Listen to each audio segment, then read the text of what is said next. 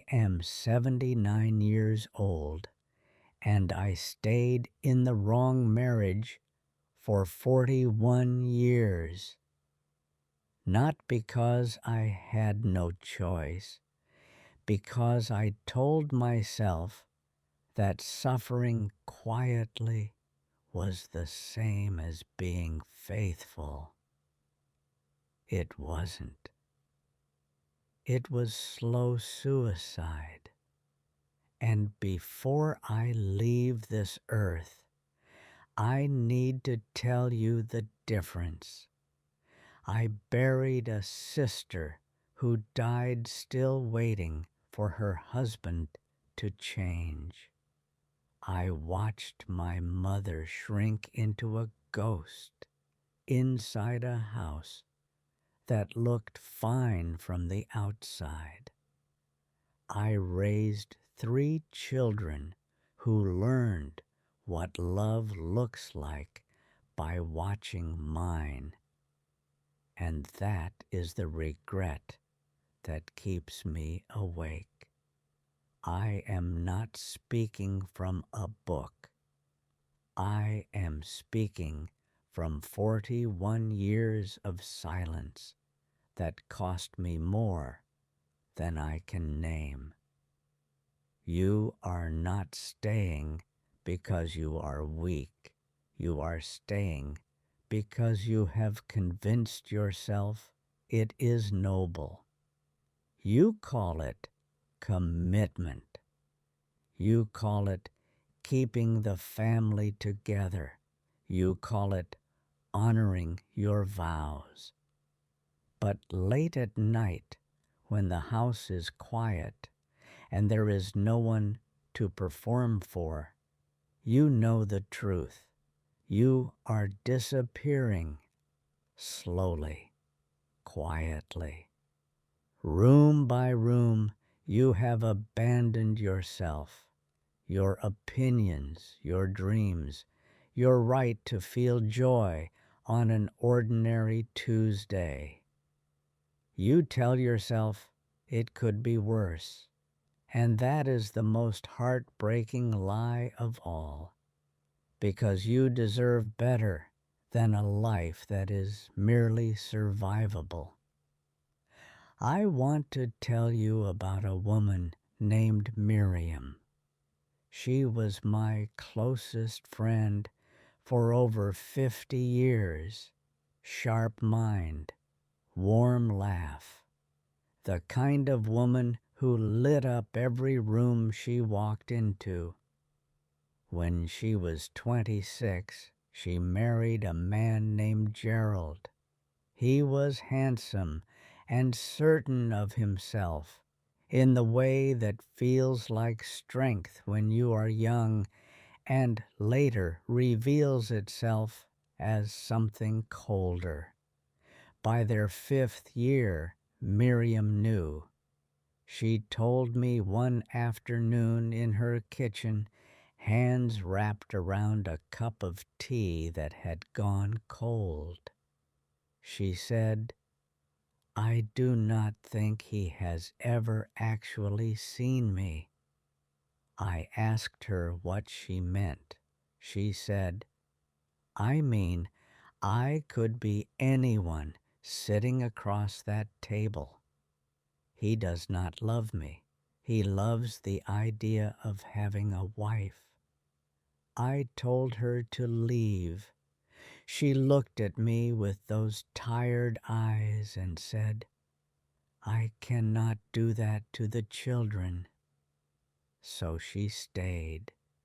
She stayed through his coldness. She stayed through years of being spoken over, dismissed, made to feel that her feelings were an inconvenience. She stayed through her 40s, through her 50s, through the slow erosion of everything she once was. She stopped painting, which she had loved since she was a girl. She stopped calling friends because he made her feel guilty for having a life outside those 4 walls. She stopped laughing the way she used to laugh. From the belly, without apology, I watched it happen the way you watch a tide go out, so gradual you almost miss it. And then one day you look up and the shore is bare. Miriam died at 71, cardiac arrest, still married to Gerald. At her funeral, he stood at the front of the room, looking appropriately sorrowful, and I stood in the back, thinking about all the years she had traded for the appearance of a good marriage. All the paintings that were never painted, all the laughter that was swallowed, all the morning she woke up and chose endurance over life. The tragedy was not that Miriam died. We all die. The tragedy was that she had stopped living decades before she stopped breathing. She gave that man her one life, and he never even noticed he was holding it. I have had a long time to think about this. Here is what I know. The first truth.